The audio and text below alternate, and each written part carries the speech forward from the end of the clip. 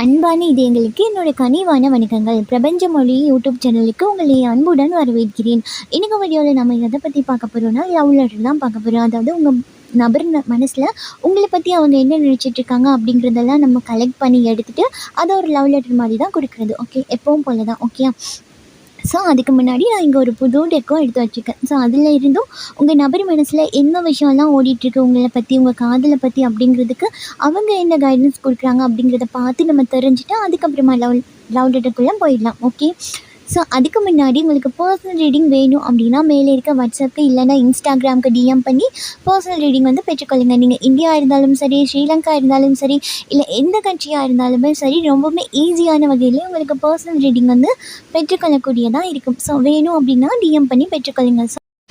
So அதுக்கு முன்னாடி நம்ம இப்போ அவங்க நமக்கு என்ன கைடன்ஸ் கொடுக்குறாங்க அப்படிங்கிறத பார்த்துட்டு அதுக்கப்புறமா நம்ம லவ் லெட்டருக்குள்ளே போவோம். ஓகே, இதில் நம்ம செலக்ட் பண்ணி எடுத்துக்கொள்ளலாம். உங்கள் நபர் மனசில் உங்களை பற்றி என்ன நினச்சிட்ருக்காங்க, என்ன அவங்க மனசில் ஓடிட்டுருக்கு அப்படிங்கிறத பார்த்து தெரிஞ்சுக்கணும்.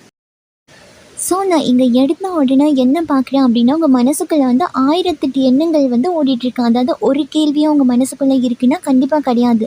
ஸோ அதே போல் தான் உங்கள் நபருக்கும். இப்போ அவங்களும் உங்களை பற்றி நிறைய திங்க் பண்ணுறாங்க. ஆனால் எதுவுமே வெளிக்காட்டி கொள்ளாத சூழ்நிலை இருக்கக்கூடிய வாய்ப்பு ரொம்ப அதிகமாகவே இருக்குது. அதாவது இப்போ உங்களுக்குமே ஒரு வருஷம் அவங்கக்கிட்ட பண்ணணும், இல்லை உங்கள் காதலுக்காக ஏதாவது பண்ணணும் அப்படின்னா, இல்லை வேண்டாம் அப்புறம் பண்ணிக்கலாம், இதுக்கான சரியான டைம் இது கிடையாது, இவங்க ட்ரூலி நம்ம லவ் பண்ணுறாங்களான்ட்டு தெரியாது, இவங்களுக்கு நம்ம வெயிட் பண்ணுறது சரியாண்டும் தெரியாது அப்படின்னு உங்கள் காதலுக்கு சம்மந்தமே இல்லாத நிறைய கேள்விகள் உங்கள் மனசுக்குள்ளே எழுறதுக்கான வாய்ப்புங்கிறது ரொம்ப அதிகமாகவே இருக்குது. ஸோ அதையே போல் அந்த சைட்லேருந்து உங்கள் நபர் நினைக்கிறாங்க, அதாவது இவங்க நிஜமாகவே நமக்காக காத்துட்ருக்காங்களா, நம்ம வேண்டான்னு தான் இவங்க இந்த இடத்துல சண்டை போட்டாங்களா, நம்ம வேண்டான்னு தான் இவங்க ஒதுங்கி இருக்காங்களா அப்படின்னு சொல்லி நிறைய அவங்க மனசுக்குள்ளேயும் ஓடிட்டுருக்கதை நான் இங்கே பார்க்குறேன். அதாவது அவங்க ஏதாவது ஒரு விஷயம் அடுத்த கட்டத்துக்கு இந்த காதலை எடுத்துகிட்டு போகணும் அப்படின்னு ஸ்டெப் எடுத்து வைக்க நினச்சா கூட திரும்ப இது சரியாக இருக்குமா அப்படிங்கிற ஏதோ ஒரு தடங்கள் அவங்க மைண்டு மாறி போகிற மாதிரி தான் தெரியுது.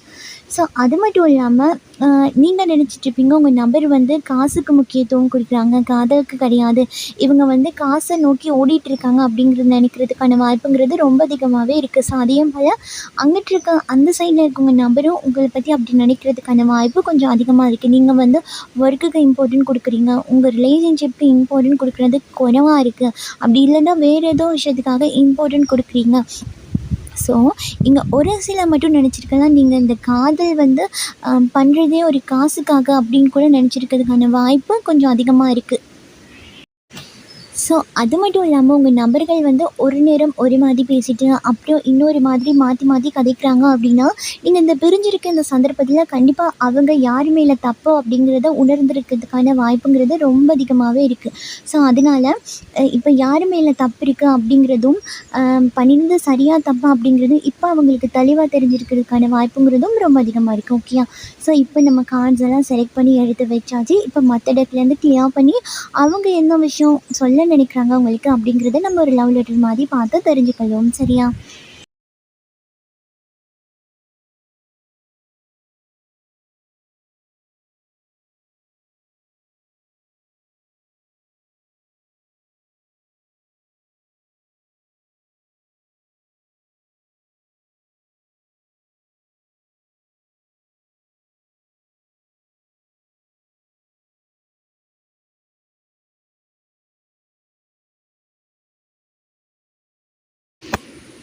ஸோ ஹாய், நான் இந்த ரிலேஷன்ஷிப்பை கண்டிப்பாக முடிக்கணும் அப்படின்னு நான் நினைக்கவே கிடையாது. இந்த ரிலேஷன்ஷிப்பை அடுத்த கட்டத்துக்கு எடுத்துகிட்டு போகணும் அப்படின்னு தான் நானும் வெகு நாளாகவே காத்துட்ருக்கேன் உங்களை மாதிரி.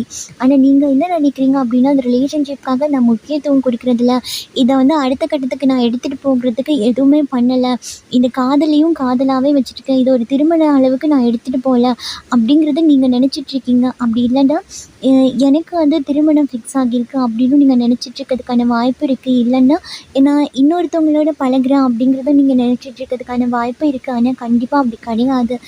என்னை பொறுத்தளவில் என்னோடய ரிலேஷன்ஷிப், என்னோடய லவ் எல்லாமே நீங்கள் தானே தவிர்த்து இன்னொருத்தங்கள கண்டிப்பாக நான் செலக்ட் பண்ண கிடையாது. உங்கள் மனசு வந்து ஒரு நிலையாக இருக்குதில்ல அப்படிங்கிறதுனாலையும், நீங்கள் ஓவர் திங்க் பண்ணுறீங்க அப்படிங்கிறதுனாலையும், உங்களுக்கு வந்து அப்படி தோன்றதுக்கான வாய்ப்புங்கிறது ரொம்ப அதிகமாகவே இருக்குது. நான் வந்து என்னோடய லைஃப்பை வந்து பார்த்துட்ருக்கேன்.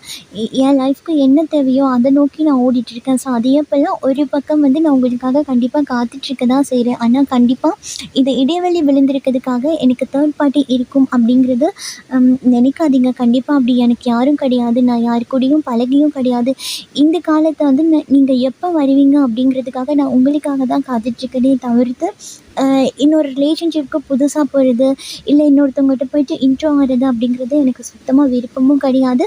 புதுசாக யாரும் எனக்குள்ளே வர்றாங்க அப்படின்னாலும் நான் அக்செப்ட் பண்ண போகிறதும் கிடையாது. ஏன்னா நீங்கள் எப்படி எனக்காக காத்துட்ருக்கீங்களோ, ஸோ அதே போலவே நானும் உங்களுக்காக காத்துட்ருக்கேன்.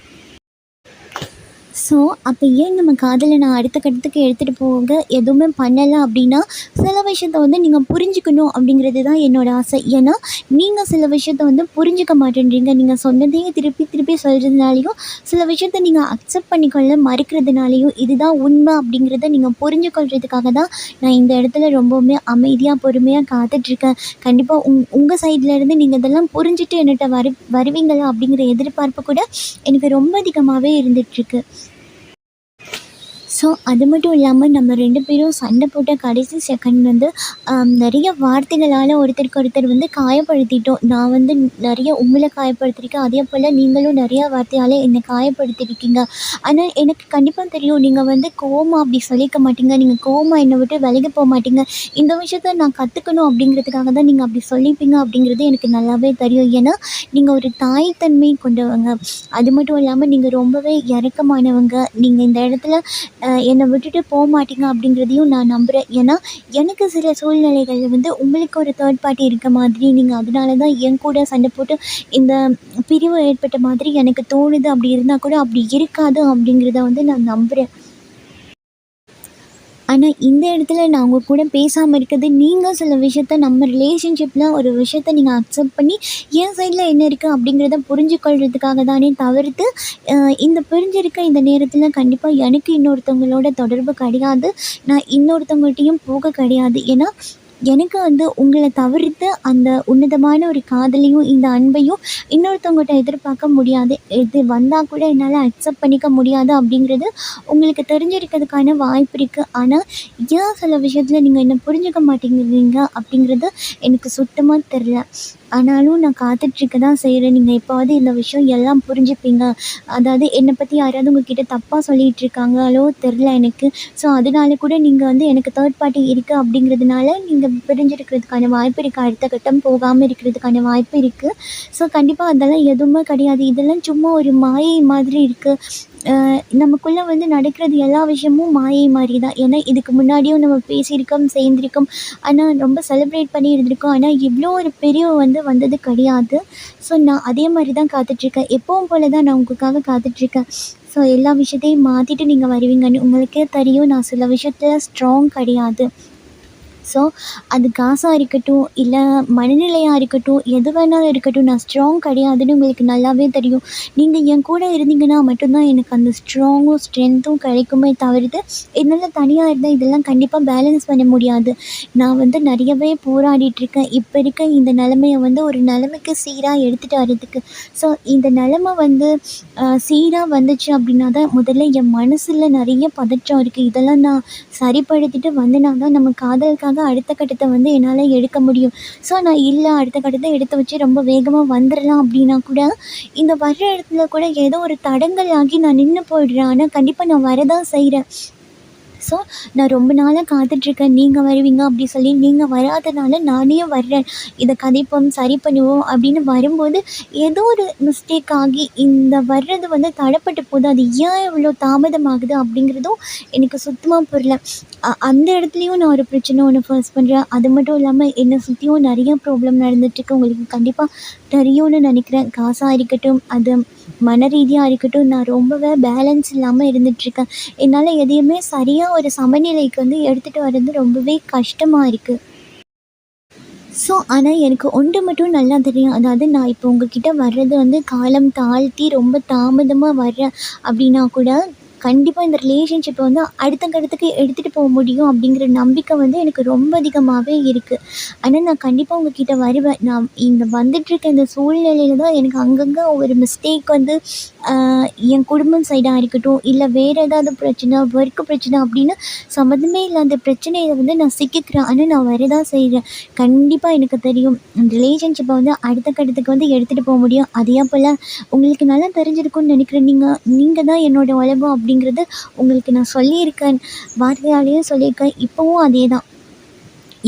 நான் முழுமை அடையணும் அப்படின்னா கண்டிப்பாக அது நீங்கள் என் பக்கத்தில் இருந்தால் மட்டும்தான் முடியும்.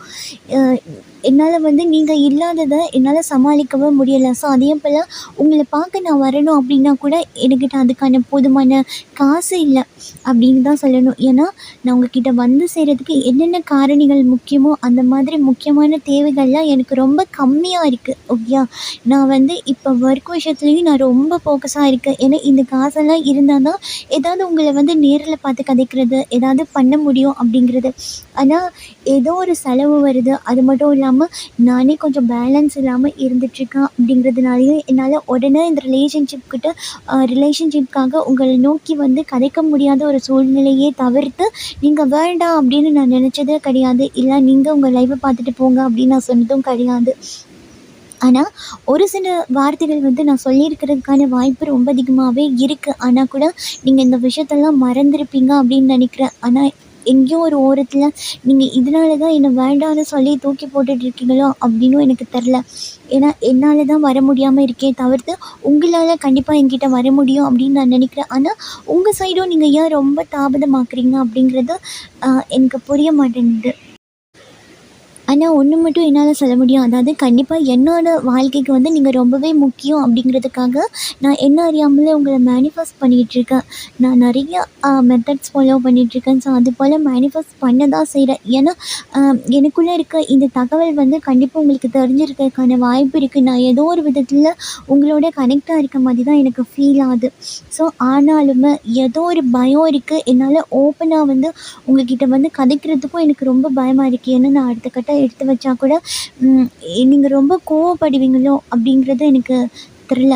ஸோ கோவமும் படலாம். ஸோ அதே போல் இந்த காதல் ரொம்ப கம்மியாகிடுச்சோ அப்படிங்கிறதும் எனக்கு தோணுது. ஸோ அதனால கூட என்னால் நியூ பிகினிங் பண்ணுவோமா அப்படின்னா அது எனக்கு எப்படி ஸ்டார்ட் பண்ணுறது, எங்கேருந்து ஸ்டார்ட் பண்ணுறது, யார்கிட்ட ஹெல்ப் கேட்குறது அப்படிங்கிறது எனக்கு சுத்தமாக தெரிய மாட்டேங்குது. அதே போல் இப்போ நான் லேட்டாக வந்து உங்ககிட்ட கதைக்கிறேன் அப்படின்னாலும் இந்த காதல் எங்கே கம்மியாக போயிடுமோ அப்படிங்கிற பயமும் எனக்கு இருக்குது. ஏன்னா இது ரொம்ப நாள் கடந்து போச்சுல்ல. நீங்கள் எனக்காக ரொம்ப நாள் காத்துட்ருக்கீங்க இல்லையா? ஸோ என்னை பற்றின தகவலும் உங்களுக்கு ஓப்பனாக நான் இதுதான் பண்ணுறேன் அப்படிங்கிறத நான் காட்டிட்டதும் கிடையாது. ஏன்னா நான் இருக்க சூழ்நிலை உங்களுக்கு தெரிஞ்சிச்சு அப்படின்னா நீங்கள் கொஞ்சம் புரிஞ்சுக்க மாட்டேன்றீங்க. நான் இருக்க சூழ்நிலையை வந்து நீங்கள் புரிஞ்சுக்க மாட்டேன்றீங்க. ஸோ அதே போல் உங்களுக்கு நம்பவும் மாட்டீங்க. நீங்கள் இன்னும் கொஞ்சம் ப்ரெஷர் பண்ணுவீங்க.